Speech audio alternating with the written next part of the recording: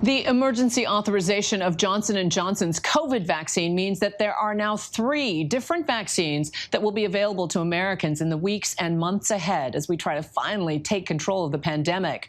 But globally, vaccines from Russia, China, and India are being used by countries unable to secure the limited supply of vaccines produced by American companies. Our Bob Woodruff has been reporting from Turkey, where he saw firsthand how these shots are making it around the world. Here's this week's Vaccine Watch. Here in Istanbul, a city of almost 18 million people, the vaccines are not from the United States or Europe. These are from China, the company Sinovac. Are you pretty confident that this is going to keep you from getting COVID? Ya ben hiç kötülüğüm olmadı yani hep iyiydim da dediler yani bu aşı olmak daha iyi olur. With COVID-19 vaccine scarcity still a massive hurdle for the global community, countries like Turkey are looking at solutions closer to home. And nations like China, India, and Russia are stepping in to fill the vaccine gap.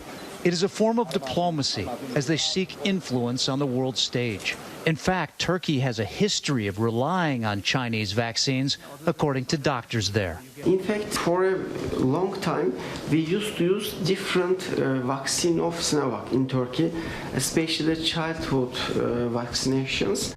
Last week, China's pharmaceutical companies sought approval for 2 additional vaccines. China has not yet purchased any vaccines produced outside their country. They only use their own. Experts say between 80 and 85% of the world's population would need to be vaccinated before they can reach herd immunity. And to reach that, much more vaccine supply will be needed. We live in a global community. And if we really want to talk about true approaching normality, then we've got to attack this at the global level. Whenever there's transmission and viral outbreaks throughout the world, the United States will always be in danger, no matter what we do. Although this pandemic has swept across the world, wealthy countries like the U.S., the U.K., and Canada have essentially prioritized their own citizens, buying up hundreds of millions of vaccine doses. We've now purchased enough vaccine supply to vaccinate all Americans. In January, the World Health Organization Director General condemned what he calls vaccine nationalism. Vaccine nationalism might serve short-term political goals, but it's ultimately short-sighted and self-defeating. We will not end the pandemic anywhere until we end it everywhere. To help meet the global need, last week, the WHO began distributing vaccines through a global program called COVAX. And last week, the U.S. announced it will provide $4 billion for poor and middle-income countries who just can't afford it. But so far, other countries such as China, India, and Russia are supplying more vaccines to foreign countries than the U.S. is. Already, China's vaccines have been welcomed by 27 countries around the world. Russia's Sputnik V vaccine, which they claim is more than 90% effective against the coronavirus, is exported to at least 20 countries abroad. India's contributions have reached over 60 nations, according to the WHO. This week in the Philippines, which has suffered one of the worst pandemic outbreaks in the world, they finally received their very first batch of vaccines, these ones from China. We welcome this day with high hopes of finally ending the COVID-19 pandemic in our country. Sadly, there are still many, many countries that have so far received nothing.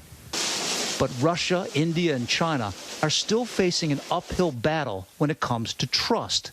Some doubt that their vaccines are quite as effective as those from the West. Some of the people I spoke to here in Istanbul said they are nervous. Çok içime sinmedi ama mecburuz.